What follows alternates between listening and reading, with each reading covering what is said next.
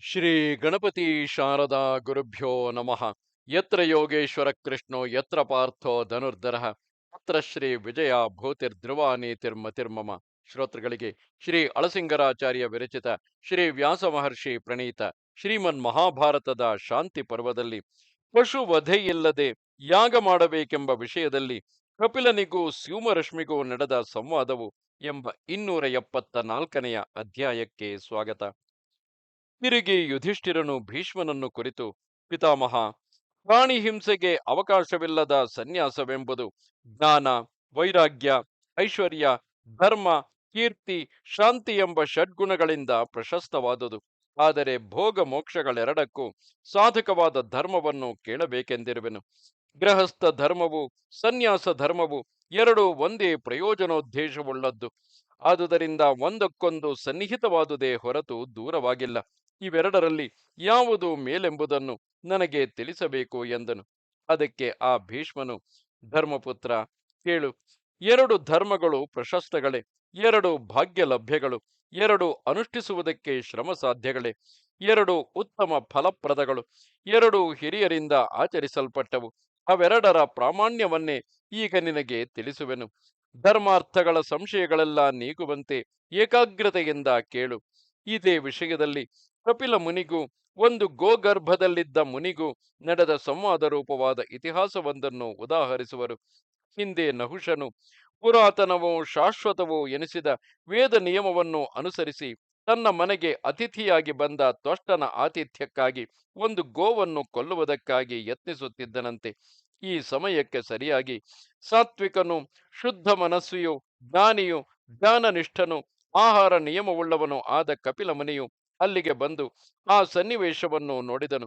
ಅವನಾದರೂ ಎಲ್ಲಿಯೂ ಭೀತಿಯಿಲ್ಲದವನು, ನೈಷ್ಠಿಕನು, ದೃಢ ಮನಸ್ಕನು.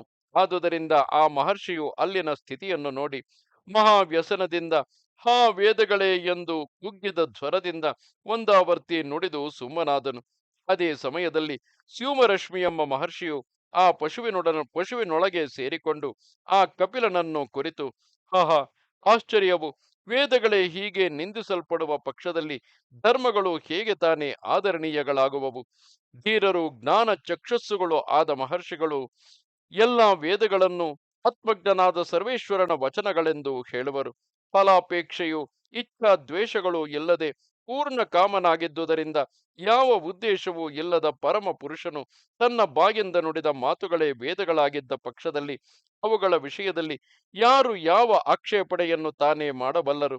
ಸಿದ್ಧ ಸಂಕಲ್ಪನಾದ ಭಗವಂತನ ವಾಕ್ಯದಲ್ಲಿ ದೋಷ ಪ್ರಸಕ್ತಿ ಎಲ್ಲಿಯದು ಎಂದನು. ಆಗ ಕಪಿಲನು, ನಾನೇನು ವೇದಗಳನ್ನು ನಿಂದಿಸಲಿಲ್ಲ, ಅದನ್ನು ಕುರಿತು ನ್ಯೂನತೆಯನ್ನು ಹೇಳಲಿಲ್ಲ. ಆ ಕೋರಿಕೆಯಾದರೂ ನನಗಿಲ್ಲ. ಬೇರೆ ಬೇರೆ ಆಶ್ರಮಗಳಲ್ಲಿ ಇರತಕ್ಕವರಿಗೆ ಬೇರೆ ಬೇರೆ ಧರ್ಮಗಳು ವಿಹಿತವಾಗಿದ್ದರೂ ಅವೆಲ್ಲಕ್ಕೂ ಇರತಕ್ಕ ಗತಿಯೊಂದೇ ಎಂದು ನಾನು ಕೇಳಿರುವೆನು. ಸನ್ಯಾಸಿಯು ಉತ್ತಮ ಗತಿಯನ್ನು ಹೊಂದುವನು, ವಾನಪ್ರಸ್ಥನು ಅಂತಹ ಗತಿಯನ್ನೇ ಹೊಂದುವನು. ಬ್ರಹ್ಮಚಾರಿಯು, ಗೃಹಸ್ಥನೂ ಕೂಡ ತಮ್ಮ ತಮ್ಮ ಧರ್ಮಗಳಿಂದ ಅಂತಹ ಮೇಲಾದ ಗತಿಯನ್ನೇ ಹೊಂದುವರು. ಈ ನಾಲ್ಕು ಆಶ್ರಮಗಳಿಗೂ ದೇವಯಾನ ಮಾರ್ಗಗಳಲ್ಲದೆ ನ್ಯೂನಾತಿರೇಕಗಳಿಲ್ಲ. ಇವುಗಳ ಕೊನೆಯ ಫಲವಿದ್ದಲ್ಲಿ ಮಾತ್ರ ಬಲಾಬಲ ರೂಪವಾದ ಹೆಚ್ಚು ಕಡಿಮೆಗಳು ಹೇಳಲ್ಪಡುವವು. ಇದನ್ನೆಲ್ಲ ತಿಳಿದು ಮೋಕ್ಷ ಧರ್ಮಗಳನ್ನೇ ನಡೆಸಬೇಕೆಂದು ಒಂದು ಕಡೆ ವೇದವು ವಿಧಿಸುತ್ತಿರುವುದು. ಅದೇ ವೇದವು ಮತ್ತೊಂದು ಕಡೆಯಲ್ಲಿ ಕರ್ಮವನ್ನು ಆಚರಿಸಬೇಕೆಂದು ದೃಢವಾಕ್ಯದಿಂದ ವಿಧಿಸುವುದು. ಆದರೆ ಕರ್ಮ ನಿವೃತ್ತಿಯೇ ನಿರ್ದುಷ್ಟವೆಂಬ ಪಕ್ಷದಲ್ಲಿ ಕರ್ಮಾರಂಭದಲ್ಲಿ ದೋಷವು ಏರ್ಪಡುವುದು. ಹೀಗಿರುವುದರಿಂದ ಶಾಸ್ತ್ರ ವಿಧಿಗಳ ಬಲಾಬಲವನ್ನು ತಿಳಿಯುವುದು ಎಷ್ಟೋ ಕಷ್ಟವಾಗುವುದು. ಈ ಭಾಗದಲ್ಲಿ ವೇದಶಾಸ್ತ್ರ ಪ್ರಮಾಣಗಳನ್ನೇ ಬಿಟ್ಟು ಅಹಿಂಸೆಗಿಂತಲೂ ಮೇಲೆಂದು ಪ್ರತ್ಯಕ್ಷ ಸಿದ್ಧವಾಗಿ ಒಪ್ಪಿಕೊಳ್ಳಬಹುದಾದ ಬೇರೆ ಧರ್ಮವೇನಾದರೂ ನಿನಗೆ ತಿಳಿದಿದ್ದರೆ ಅದನ್ನು ನನಗೆ ತಿಳಿಸಬೇಕು ಎಂದನು. ಆಗ ಸ್ಯೂಮರಕ್ಷ್ಮಿಯು, ಮಹರ್ಷಿಯೇ, ಕೇಳು. ಸ್ವರ್ಗ ಕಾಮೋಯ ಜೇತ, ಅಂದರೆ ಸ್ವರ್ಗವನ್ನು ಉದ್ದೇಶಿಸಿ ಯಾಗ ಮಾಡಬೇಕು ಎಂಬ ಶ್ರುತಿವಾಕ್ಯವನ್ನು ನಾವೆಲ್ಲರೂ ಕೇಳಿ ಬಲ್ಲೆವು. ಹೀಗಿರುವುದರಿಂದ ಮನುಷ್ಯನು ಯಾವುದಾದರೂ ಫಲವನ್ನು ಮೊದಲು ಉದ್ದೇಶಿಸಿಕೊಂಡೇ ಆಮೇಲೆ ಯಜ್ಞಕ್ಕಾಗಿ ಪ್ರಯತ್ನಿಸುವನು. ಮೇಕೆ, ಕುದುರೆ, ಕುರಿ, ಪಶು ಪಕ್ಷಿಗಳು, ಗ್ರಾಮಗಳಲ್ಲಿ ಬೆಳೆಯುವ ಔಷಧಿಗಳು, ವನೌಷಧಿಗಳು, ಧಾನ್ಯಗಳು ಇವೆಲ್ಲ ಪ್ರಾಣಿಗಳಿಗೆ ಅನ್ನವೆನಿಸಿದೆ. ಪ್ರತಿದಿನವೂ ಹಗಲು ರಾತ್ರಿ ಎರಡು ವೇಳೆಯೂ ಪ್ರಾಣಿಗಳು ಅನ್ನಕ್ಕಾಗಿ ಹುಡುಕುವವು. ಪಶುಗಳು ಧಾನ್ಯಗಳು ಯಾಗಕ್ಕೆ ಅಂಗಗಳೆಂದು ವೇದಗಳು ವಿಧಿಸುವವು. ಬ್ರಹ್ಮನು ಇವುಗಳನ್ನು ಯಜ್ಞದೊಡನೆಯೇ ಸೃಷ್ಟಿಸಿರುವನು. ಅಲ್ಲದೆ ಅವುಗಳಿಂದ ದೇವತೆಗಳನ್ನು ಯಜಿಸುವಂತೆಯೂ ಏರ್ಪಡಿಸಿರುವನು. 7 ಅರಣ್ಯ ಜಂತುಗಳು, 7 ಗ್ರಾಮ ಜಂತುಗಳು ಯಜ್ಞಕ್ಕೆ ಬೇಕಾದುವೆಂದೇ ನಿರೂಪಿಸಲ್ಪಟ್ಟಿವೆ. ಅವೆಲ್ಲವೂ ಯಜ್ಞಕ್ಕೆ ಸಾಧನಗಳೇ. ಹಸು, ಆಡು, ಮನುಷ್ಯನು, ನಾಯಿ, ಕುದುರೆ, ಹೇಸರಕತ್ತೆ, ಕತ್ತೆ, ಇವು 7 ಜಂತುಗಳು ಸಾಧು ಜಂತುಗಳಾದ ಗ್ರಾಮ್ಯ ಜಂತುಗಳು. ಹುಲಿ, ಸಿಂಹ, ಹಂದಿ, ಕಾಡೆಮ್ಮೆ, ಆನೆ, ಜಿಂಕೆ, ಮುಳ್ಳುಹಂದಿ, ಇವು 7 ಅರಣ್ಯಕ ಜಂತುಗಳು. ಇವುಗಳಲ್ಲಿ ಯಾಗಕ್ಕಾಗಿ ಉಪಯೋಗವಾಗತಕ್ಕವೆಲ್ಲವೂ ಉತ್ತಮಗಳೆಂದೇ ಹೇಳಬೇಕು. ಇದನ್ನು ಅವರಿಗಿಂತ ಪೂರ್ವಿಕರು ಅಂಗೀಕರಿಸಿರುವರು. ಆತ್ಮಶಕ್ತಿಯನ್ನು ಬಲ್ಲ ಯಾವನು ಪ್ರಾಣಿಗಳನ್ನು ಉಪಯೋಗಿಸದೆ ಬಿಡನು. ಜಗತ್ತೆಲ್ಲವೂ ಯಜ್ಞಾರ್ಥವಾಗಿಯೇ ನಿರ್ಮಿಸಲ್ಪಟ್ಟುದಾಗಿಯೂ ಪುರುಷನು ಯಜ್ಞಕ್ಕಾಗಿಯೇ ಸೃಷ್ಟಿಸಲ್ಪಟ್ಟಿರತಕ್ಕವನೆಂದು ವೇದಗಳು ನಿರೂಪಿಸುವವು. ಪೂರ್ವಿಕರು ಅದನ್ನು ಅನುಮತಿಸಿರುವರು. ಮನುಷ್ಯನು ಅನ್ನಕ್ಕಾಗಿ ತನ್ನ ಶಕ್ತಿಯನ್ನು ಅನುಸರಿಸಿ ಪ್ರಾಣಿಗಳಲ್ಲಿ ತನಗೆ ಬೇಕಾದುದನ್ನು ಸಾಧಿಸುವನು. ಪಶುಗಳು, ಮನುಷ್ಯರು, ವೃಕ್ಷಗಳು, ಔಷಧಿಗಳು ಎಲ್ಲವೂ ಸ್ವರ್ಗವನ್ನು ಕೋರತಕ್ಕವುಗಳೇ. ಅವುಗಳಿಗೆ ಯಜ್ಞದಿಂದಲ್ಲದೆ ಸ್ವರ್ಗ ಪ್ರಾಪ್ತಿಗೆ ಬೇರೆ ಉಪಾಯವಿಲ್ಲ.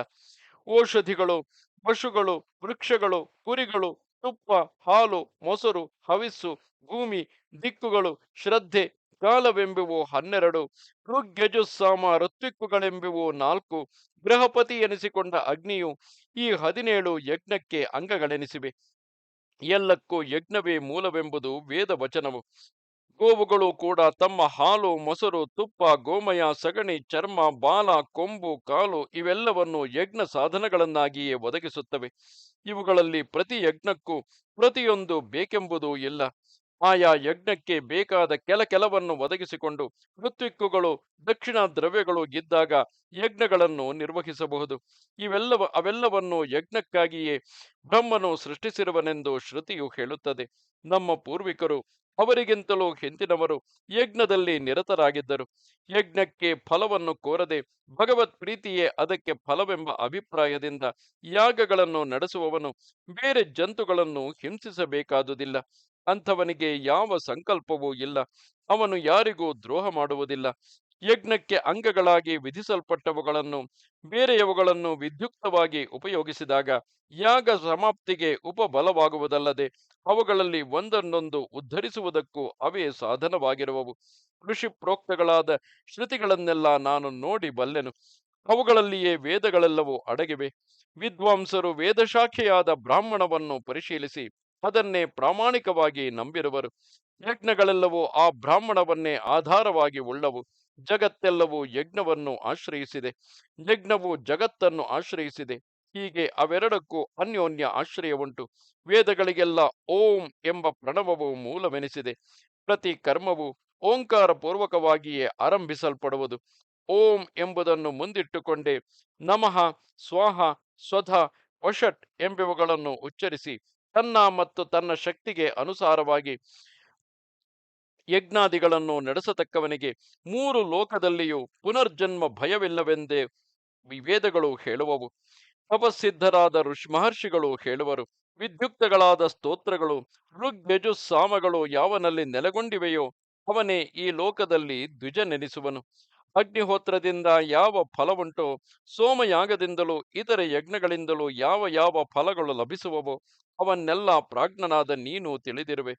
ಈ ಕಾರಣದಿಂದ ಪ್ರತಿಯೊಬ್ಬ ದ್ವಿಜನು ಯಾಗವನ್ನು ಮಾಡಲೇಬೇಕು, ಇತರರಿಂದ ಮಾಡಿಸಲೂಬೇಕು. ಜ್ಯೋತಿಷ್ಠೋಮಾದಿ ಯಾಗಗಳಿಂದ ಸತ್ತ ಮೇಲೆ ಉತ್ತಮ ಫಲವಾದ ಸ್ವರ್ಗವು ಲಭಿಸುವುದು. ಯಾಗವನ್ನು ಮಾಡದವನಿಗೆ ಇಹಪರಗಳೆರಡೂ ಇಲ್ಲವೆಂಬುದು ನಿಶ್ಚಯವು. ವೇದದಲ್ಲಿರುವ ಅರ್ಥವಾದವನ್ನು ನಂಬಿದವನಿಗೆ ಯಾಗದಿಂದ ಸ್ವರ್ಗ ಫಲವುಂಟೆಂಬುದು, ಯಾಗವಿಲ್ಲದವನಿಗೆ ಆ ಫಲವಿಲ್ಲವೆಂಬುದು ಈ 2 ವಾದಗಳು ಪ್ರಮಾಣಗಳು ಎಂದನು. ಇದು 274ನೆಯ ಅಧ್ಯಾಯವು. ನಮಸ್ತೆ ಶಾರದೆ ದೇವಿ, ಕಾಶ್ಮೀರ ಪುರವಾಸಿನಿ, ತ್ವಾಮಹಂ ಪ್ರಾರ್ಥಯೇ ನಿತ್ಯಂ, ವಿದ್ಯಾದಾನಂಚ ದೇಹಿಮೆ. ನಮಸ್ಕಾರ.